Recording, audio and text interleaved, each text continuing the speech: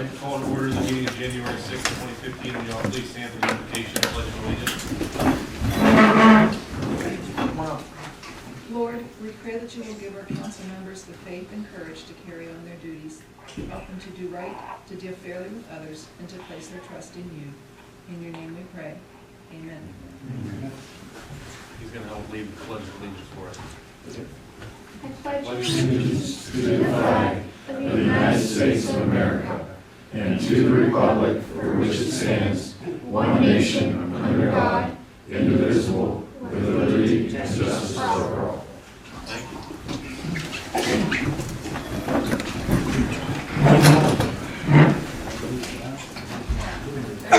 Here.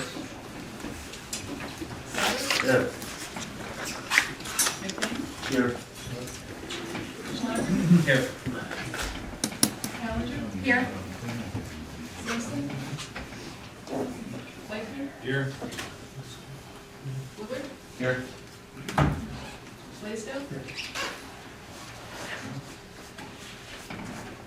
I received the meeting minutes for December 16th. Any questions or comments? Those stand as presented. There's no reading of communications and there's no report of commission and boards. Under recognition of persons desiring to appear, we have Brewer and Garrett regarding LED project. All right. Well, thank you everybody for having me here. I've provided copies to City Council to go back and reference later on if you'd like. If I can, just take a second to kind of set this up for you, give you a little bit of background. I had an opportunity to meet Mr. Willard back in early 2013, where we discussed Brewer Garrett Services, which is essentially energy engineering, mechanical engineering, project management, and so forth.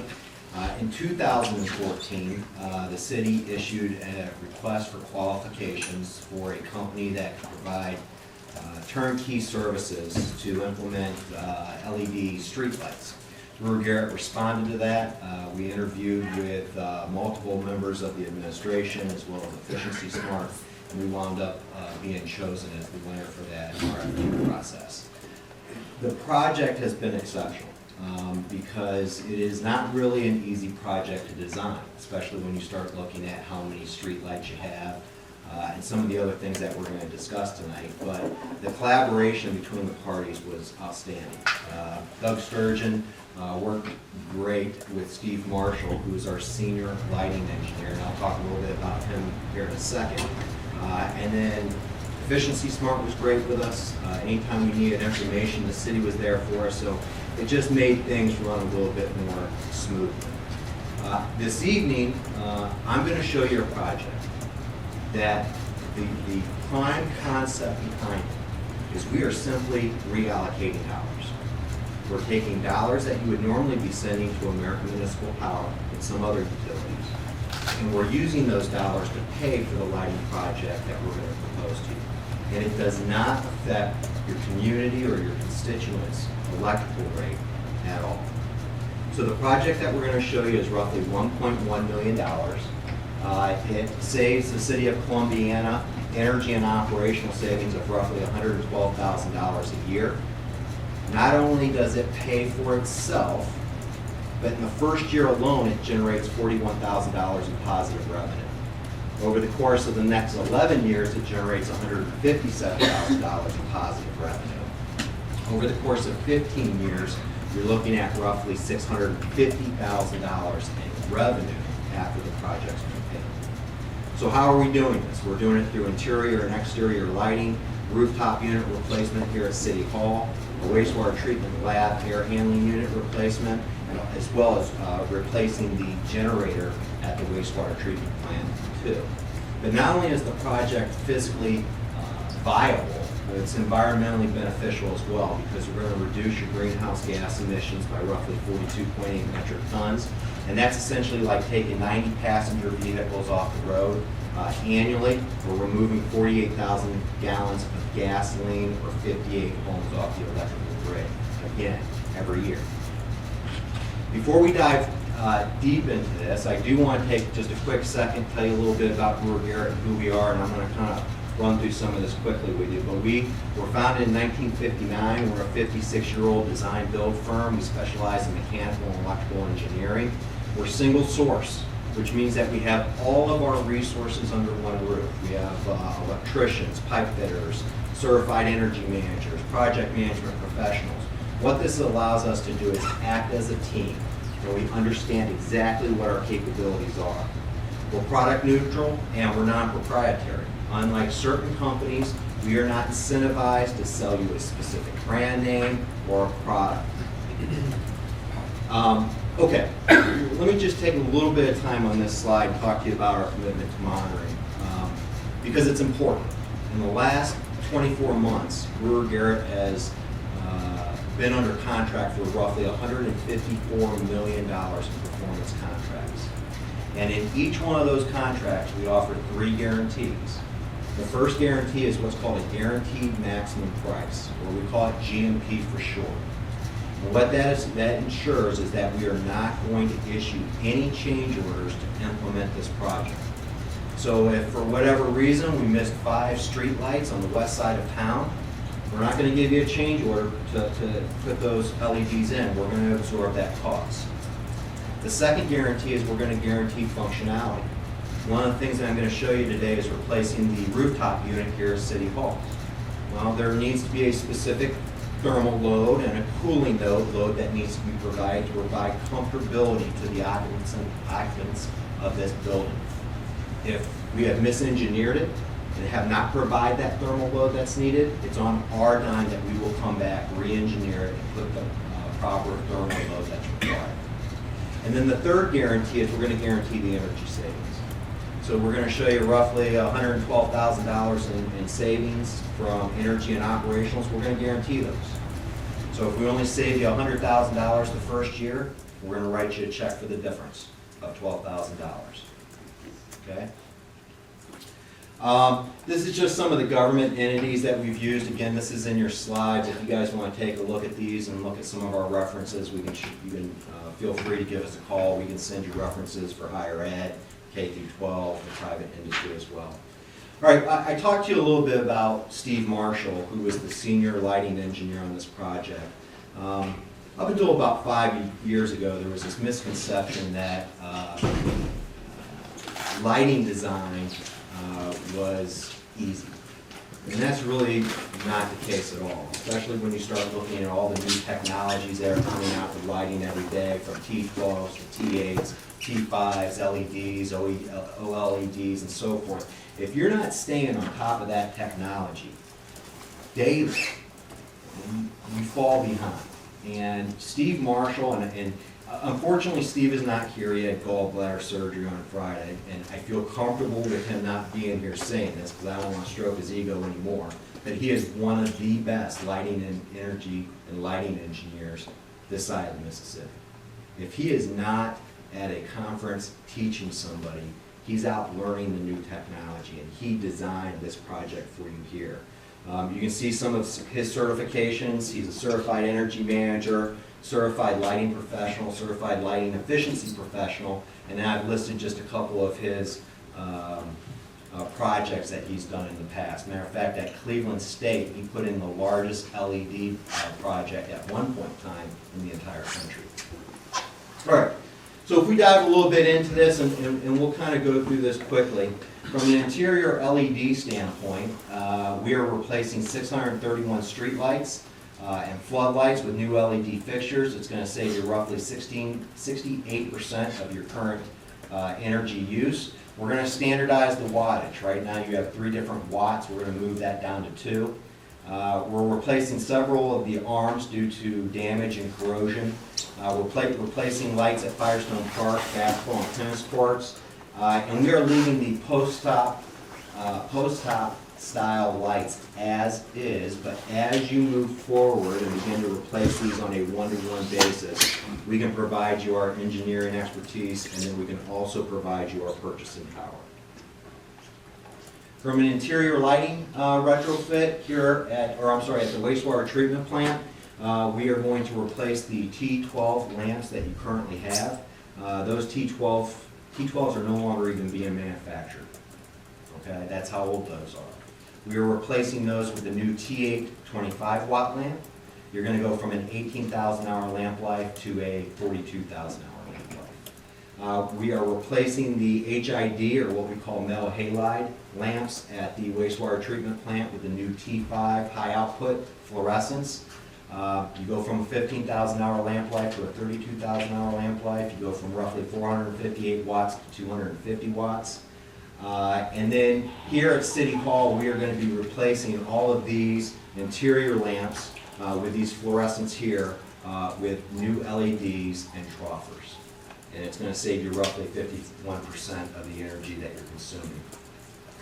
Here as well, we are replacing the rooftop units. The current rooftop units that you have are well past their ASHRAE lifespan, and you are just beginning right now to see maintenance expenses rack up on the rooftop units that you have here. The ones that we're going to be replacing them with are similar to what you have currently. There is a small increase in your efficiency, but it's not significant. There just is not technology out there from one rooftop to the next that is going to, I can't show you a 51% reduction in consumption.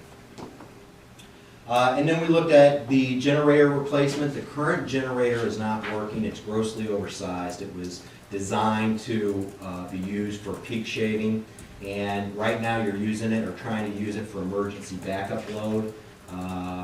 But because of that, generator doesn't run properly. So we are looking to resize that to a 300 kW generator. It's going to save you some significant dollars from an operational savings standpoint. And we were able to stick that into the project mainly because the energy savings that are coming from the LED lights allowed us to do so. So as we begin to look at savings, you'll notice on the right-hand side, project description talks about the LED street lights, $608,000. The energy savings is $57,000 the first year, or I'm sorry, on an annual basis. Your maintenance savings is roughly $27,000 a year, so you have a total savings of $84,000. The payback on that is 7.2 years. You can see the wastewater treatment plant interior lighting, and as you go down, you get down to $1.1 million. And you come down here and you're at $112,000 a year in energy savings, total energy and operational savings, which provides you a 10-year payback. Looking at cash flow, what we assumed, again, at $1.1 million, 2% interest, and we will talk about where we are applying for that. This is an 11-year project. Your electrical inflation we would assume at 3%, your operational savings at 1%, and you'll notice here we have a one-time M&B. Essentially, there's two types of ways that we can audit this type of project. We can do an annual audit, and that annual audit's typically going to be $4,000 or $5,000 a year, or we can do a one-time M&B. If this was a heavy mechanical project where we were installing boiler plants, where we were doing a lot of mechanicals, pumps, VFDs, things of that sort, maybe at the wastewater treatment plant, we would recommend that you go with an annual audit. Instead, we're going to recommend that you go with a one-time M&V because we are able to take the LED street lighting that you currently have in operation with your 3 different wattages and the run times that they burn. We've put monitors on those to see what they are consuming. Once we've done the LED project, we will put those monitors back onto the same poles. We will see what that consumption has reduced to, and we will equate that to the dollars and cents that you're paying per kWh to guarantee that energy savings. It's not our belief that you need to pay $4,000 or $5,000 a year for an audit. So again, at the end of the 15-year period, you have roughly $157,000 in positive cash flow. We've already put together a team for this project. So once we get past contracting, it immediately moves into our project management division. And this just provides you with some of the names, some of the certifications that each one of either the engineer or project manager has to move this project forward. So some of the next steps is moving forward with a resolution to proceed. Once we have that, we are also talking to the Ohio Air Quality Development Authority right now about financing this project at a 2% interest rate.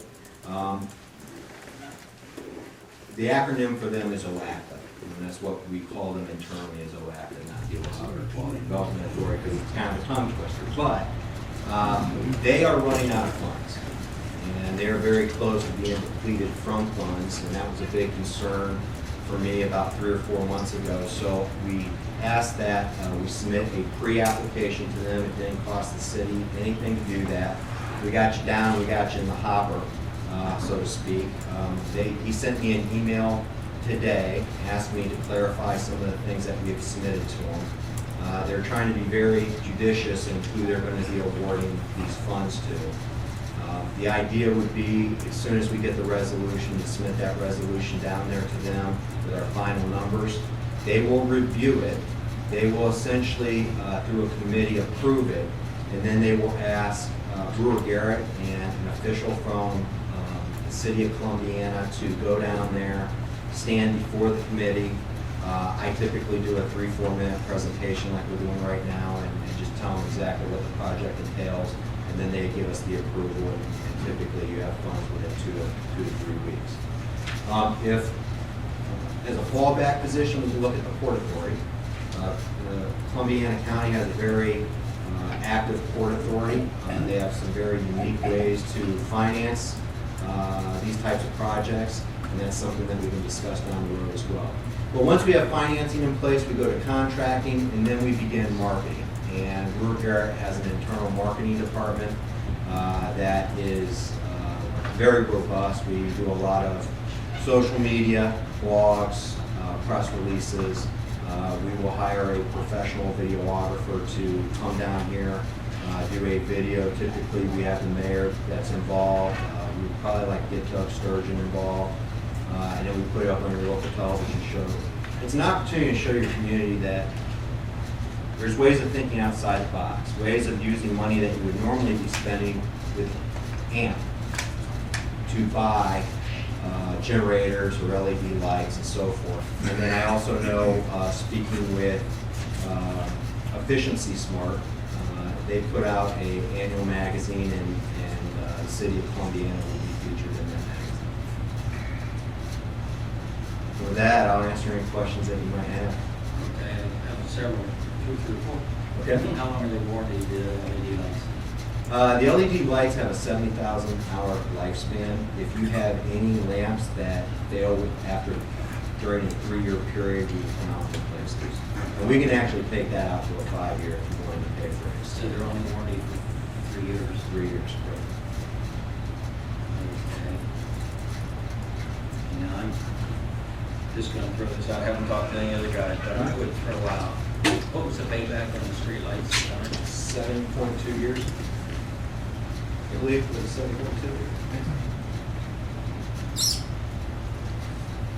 It develops a positive cash flow after how long?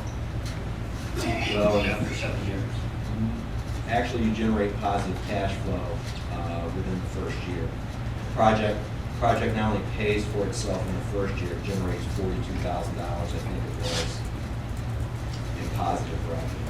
And that's over top of what the lights are costing us now. That's correct. Okay.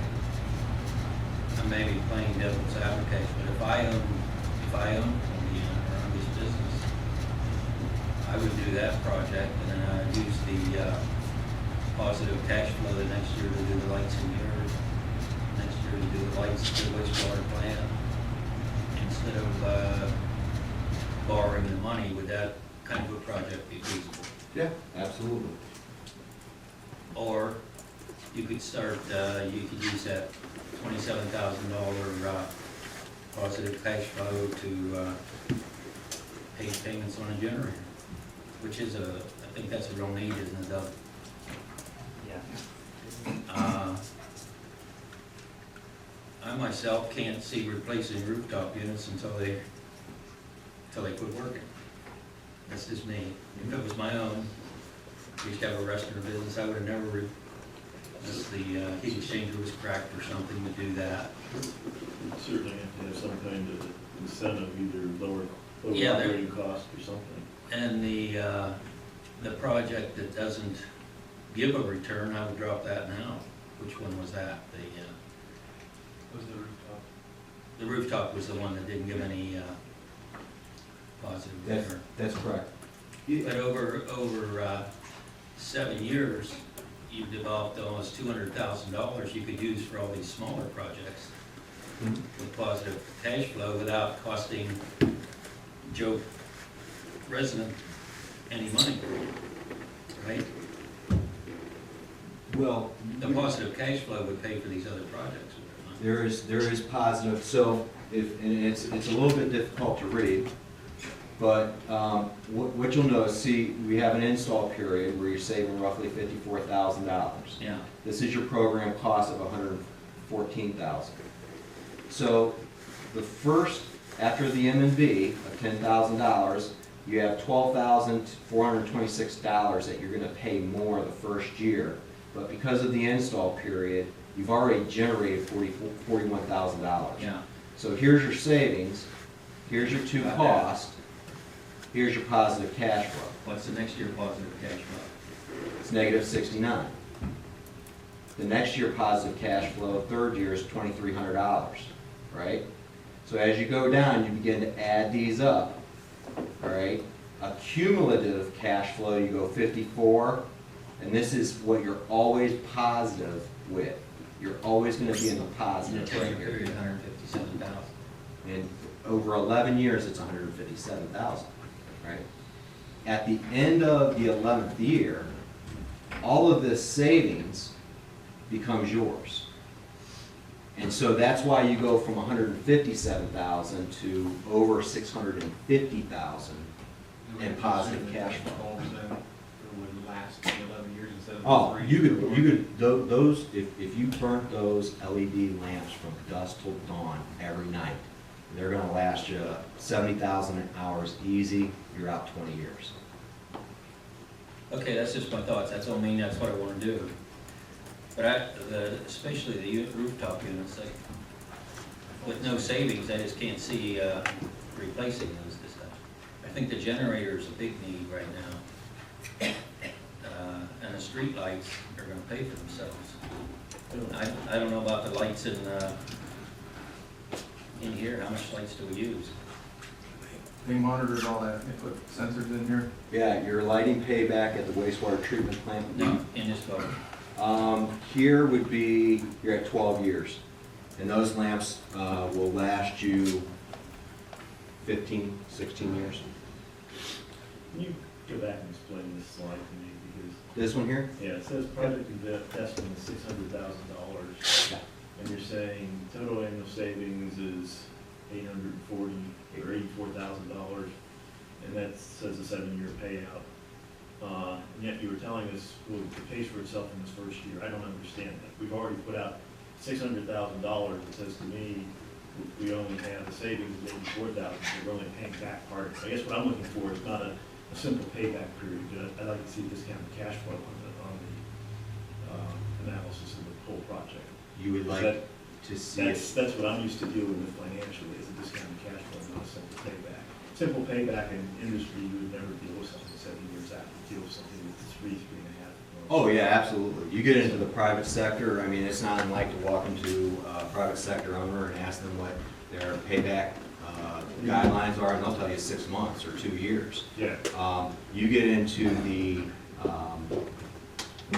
government sector, the K through 12 sector, every one of these projects, whether it's a K through 12, a higher ed, whoever it may be, goes out 15 years. Matter of fact, when we submit it to OACA, we're submitting it out as a 15-year project, although you can amortize it for that 11-year payback. And the reason being is because you get into the private sector where you're using a lot of heavy mechanical, a lot of air. You can find those 6-month payback projects. When you get into government entities, you just simply don't have that. I mean, look at a K through 12, for example, that is off 3 months a year. You know, they're not even operating 3 months a year. You find the same thing in the government sector. You guys are not going to be huge power consumers. You're not melting steel or plastic or whatever it may be. You can look at this project one of two ways. You can look at it as an energy project, or you can look at it as a capital improvement project. I mean, if you just want to do an energy project, then just pick the lowest low-hanging fruit you got and go with the LED streetlights. If you want to look at this as a capital improvement project to take care of the needs that you have, then that's what this project's representing. You talk about the rooftop replacement of $81,000. Well, you look at the generator here, you're paying $15,000 a year just in maintenance costs for that. Where are those costs coming from a maintenance standpoint? We We gave- factored our soft costs? We gave them our bills, for the generator, for example. Well, I mean, like the LED street lighting, the maintenance savings. Yeah. Where, I'm trying to figure out where that cost is currently being spent. You have lamps and ballast, and Doug, I forget what the hours that we looked at, it was averaged out to like If 45. those are soft costs, we're paying anyway, correct? Hard and soft costs, correct. I don't mean the soft costs, we've got regardless, Mhm. even with a new project. That's correct. What was the hard cost piece of that? Ballast, lamps, Do we know how much that equates to that? yeah, we have those bills.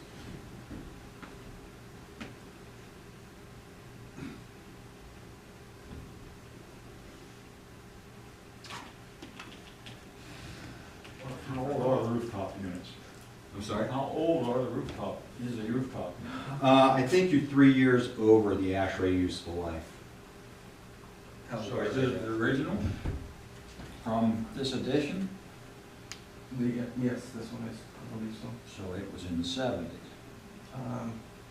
When we took all the pictures and. Well, if that's the and all the case, then you're much nameplates. further. Because a rooftop unit has a useful lifespan of anywhere between 20 and 24 years. So, again, getting back to looking at capital improvement projects, for an example, we did a project for a school district, Cardinal, in Geauga County, where we went in and did an energy project for them. It was strictly a 15-year payback, and that's exactly what that payback came out to be, a 15-year term.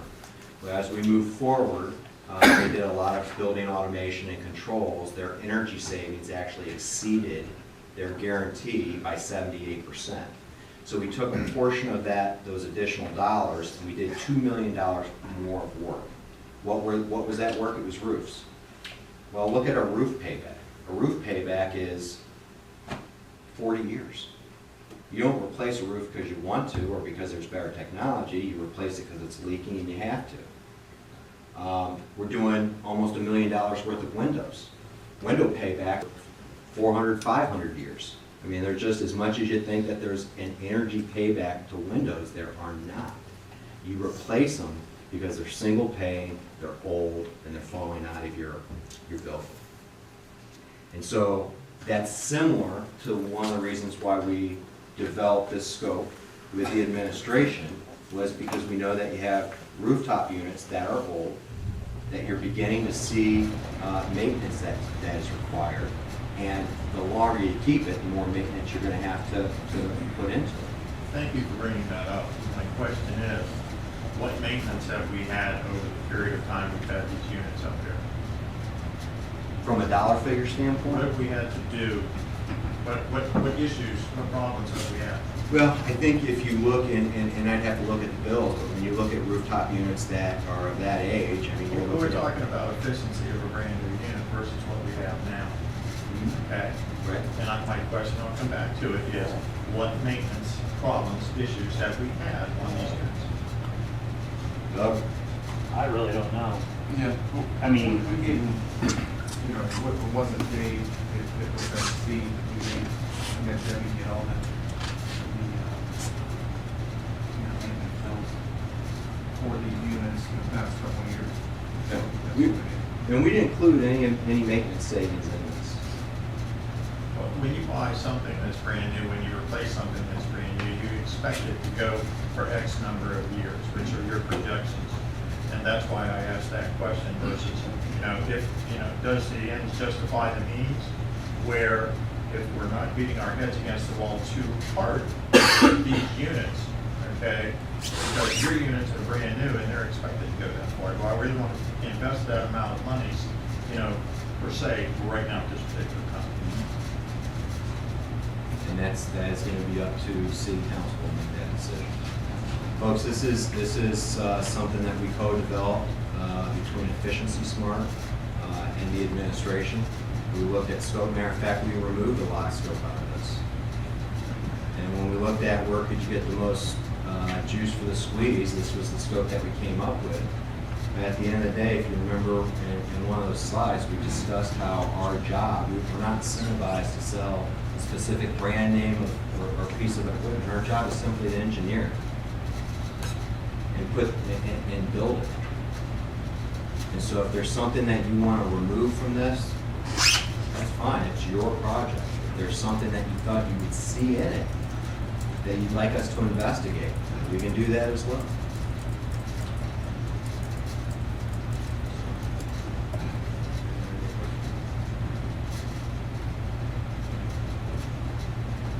I don't have any other questions. The streetlights I can see, because of the streetlight now, what did you figure the monthly cost of our streetlights electric was? You had that for you? Well, no, the energy savings, or the KWH savings is 531 KWH on an annual basis. So I'm figuring we'd save, I know a neighbor in town, they told me they're pay the highest and $35,000 a month for electric for their streetlights. So I'm figuring if they were LED straight lights, they'd be paying $15,000 a month for the electric. I think in the first slide it was 68%. So is that what the 68% savings or 68%? 68% of your current energy use is what we would be saving. Okay, on so the they'd be streetlights. saving $9,000 a month then. That's where the saving, I can see that savings on the streetlights. Because the $9,000 can pay for the streetlights and it doesn't cause us to raise the price of electricity. Because we're not using that much. One question I have, because if we're taking from AMP to do this, which I have no problem with, but are we contracted with AMP? I mean, decade-long contracts for what we're purchasing and quantities we're purchasing. I mean, if we're removing this, we're still, in essence, contracted to purchase that quantity. Well, the whole idea of efficiency smart is to reduce the footprint that we're doing, for our demand.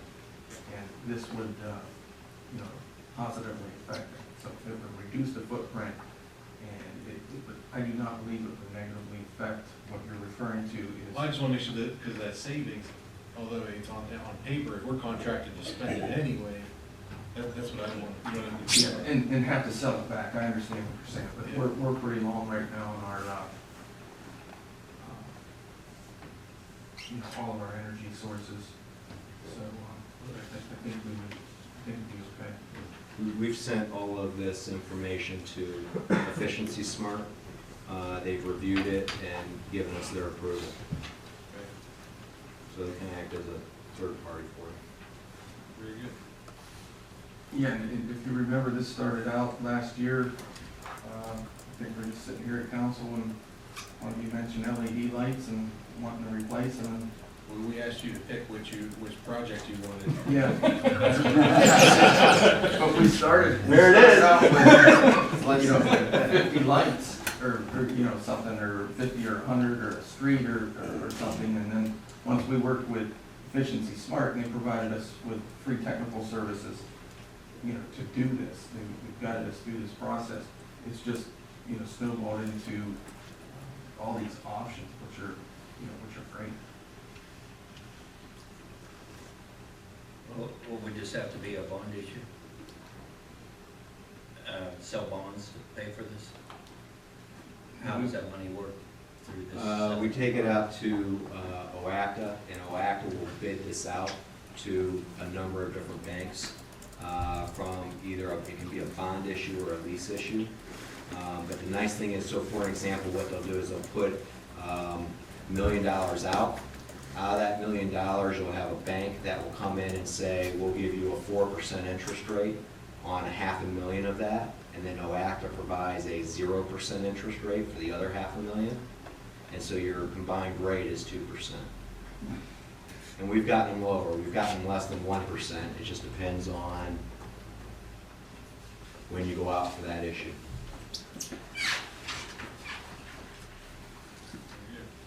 Thank you for coming in. Yeah, thank you for having me. Thank you. Could you please state your name for the record? David Smith. The only thing that I would request is, we don't just let this drop. We either give it a thumbs up or a thumbs down and within the next 6 weeks or 8 weeks or something. You know, I mean, if we just forget it after tonight, just leave it lay, let's either give a thumbs up to part of it, thumbs down to part of it, or up or down for all of it. So keep bringing it up, Lance, or whatever, however you want to do it. Or if you want to help study station, you could do that too. And study. Is there anyone else desire to speak to council this evening? Something we would be able to report.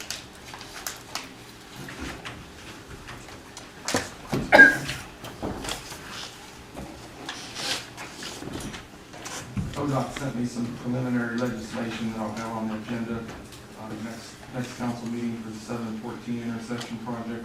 You know, it's a 2018 project, we're still gonna have to get started on that, so they sent that to us.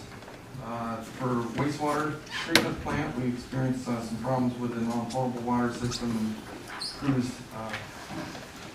worked on it to get it running, and they've actually had to jumper a few things, and then they've, I believe this week, put a permanent fix in there, so we appreciate them doing that.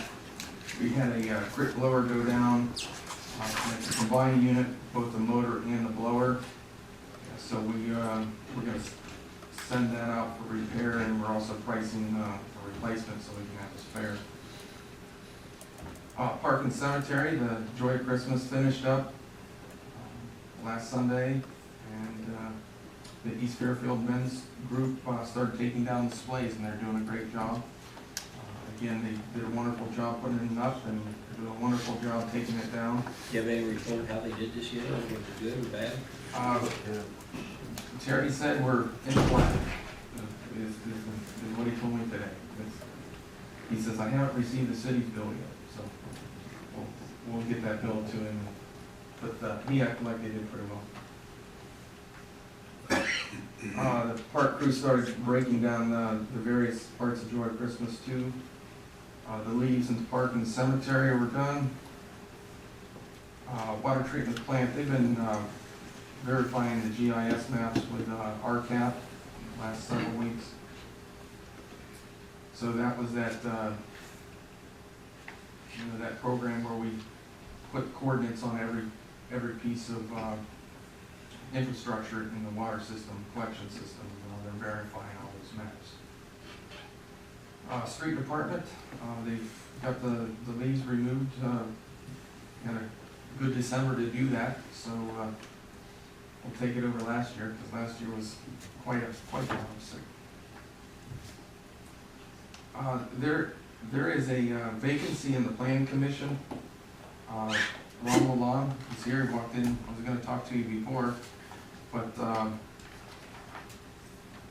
you walked in after we started. But his term was over the end of 2014, and I'm going to recommend that we accept letters of interest until Thursday, January 29th. And Ron, you'd be welcome to put your letter in there also.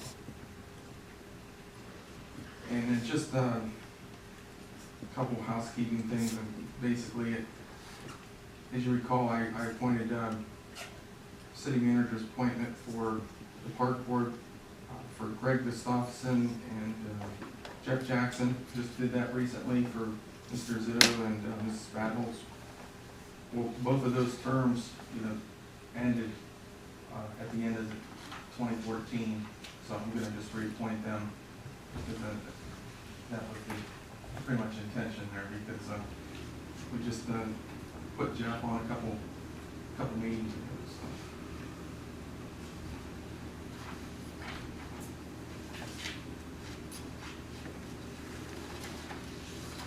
Okay, in your packet, you had the Building and Zoning Department report for 2014.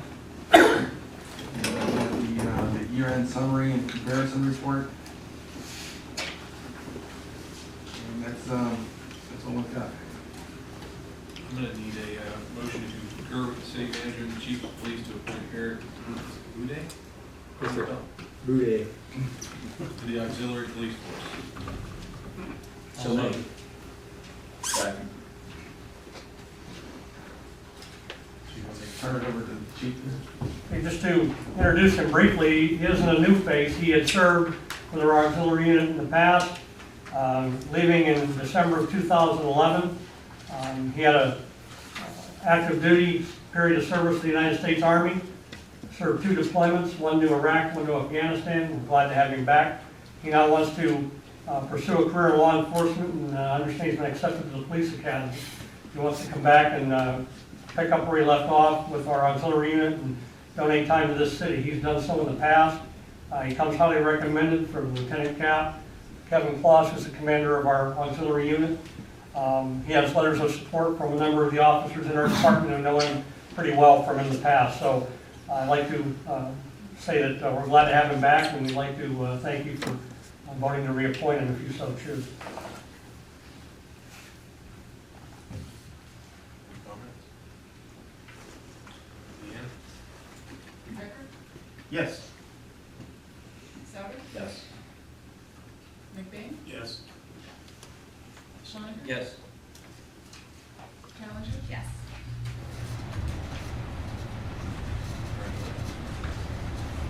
Eric, would you like to step forward?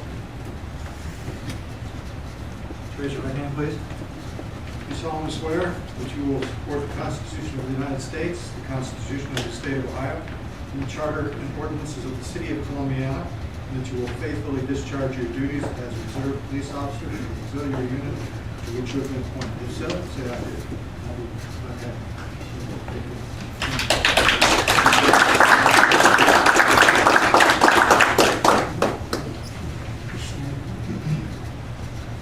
Moving on to the bill list you received for December 16th. Comment?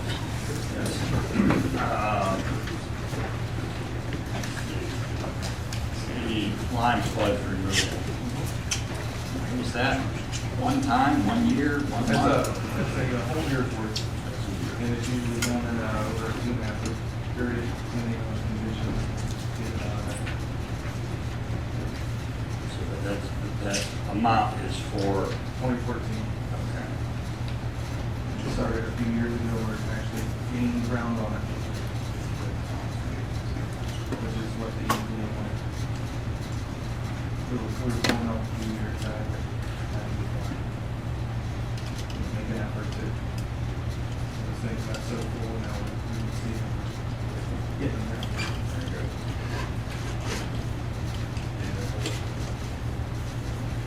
No old business. Moving to new business. I need a motion to approve the agreement between the city of Columbiana and Attorney Daniel Blake. So, second.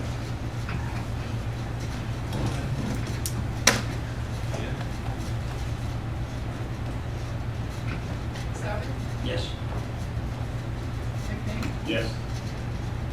Schoniger? Yes. Challenger? Yes. Becker? Yes. Comments? I would like to take a second to, I read an article in the paper here, Columbiana workers benefit from retroactive raises. Sometimes I look at these things and I say, hey, what spin should I take on these? And I'm not sure that I felt real comfortable with it, but I think we owe the people with Columbiana, an explanation. because if we have it up there, some of our elderly don't get that. I don't know how many of our elderly have computers to be able to go to YouTube. So all they really, receive is what they may see in the paper. And when it comes back to retroactive raises, how do we make these? How are they devised? How do we find out where we're going to give our workers raises? And so I talked to Mike a little bit about this, and I said, how do we come about with these things? How do we find out where the comfortable thing is and how it's set? And so, Mike, would you give us that explanation, please? Well, what I did for the 2014 budget was the police union negotiations. We began the negotiations in September of 2013 because the contract ran out at the end of 2013. I was part of those negotiations. So at that point in time, when I was doing the budget, we pretty much knew already that the police was going to get 2% for the year, for starting in January of 2014. So we factored in the 2% raise for the police. We also knew that at the end of October, the Aspen Union contract was going to be up. So we normally, if one gets something, the other one's going to get it too. So we factored in the 2% raise there. So at the same time, we also factored in the 2% raise, which was what everybody else was getting for the supervisors, and there are a couple non-union, non-management employees. And basically that's what we did for the budget.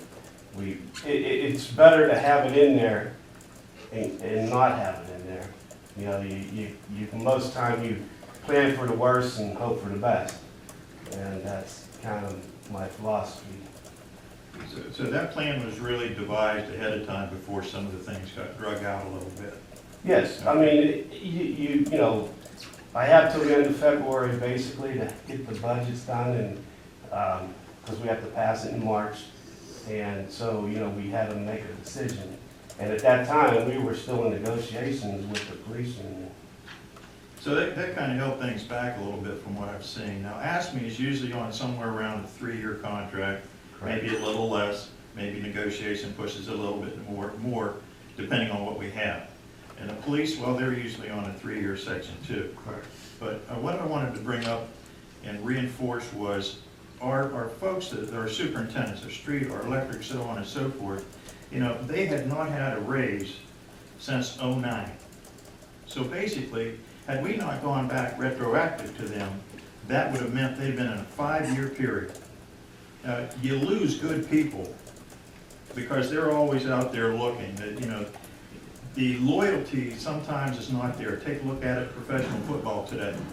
So, the people in town need to know, in order for us to keep our people and to try to keep everybody equal on that 2%, in line with the cost of living, that's why we did what we did. So I want you folks to understand kind of the thinking behind it all, that it's not just council sits up there and say, oh, that looks like a good thing, let's give it away. Okay? It's not particularly like that.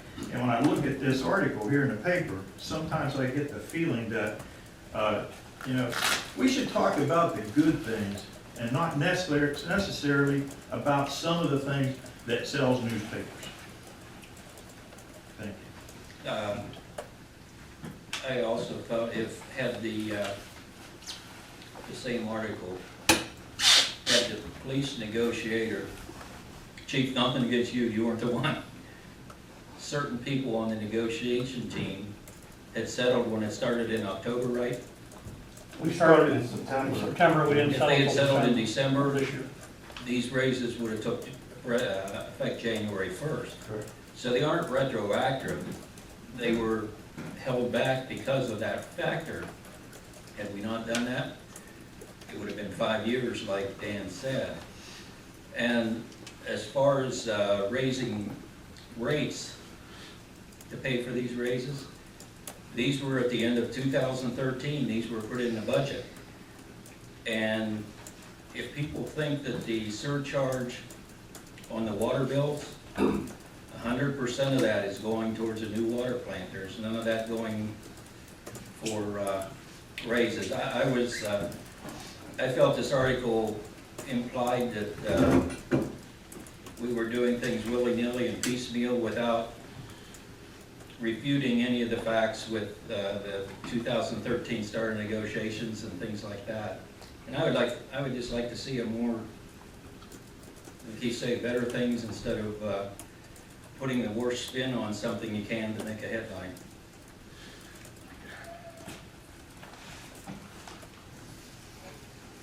That's all I have.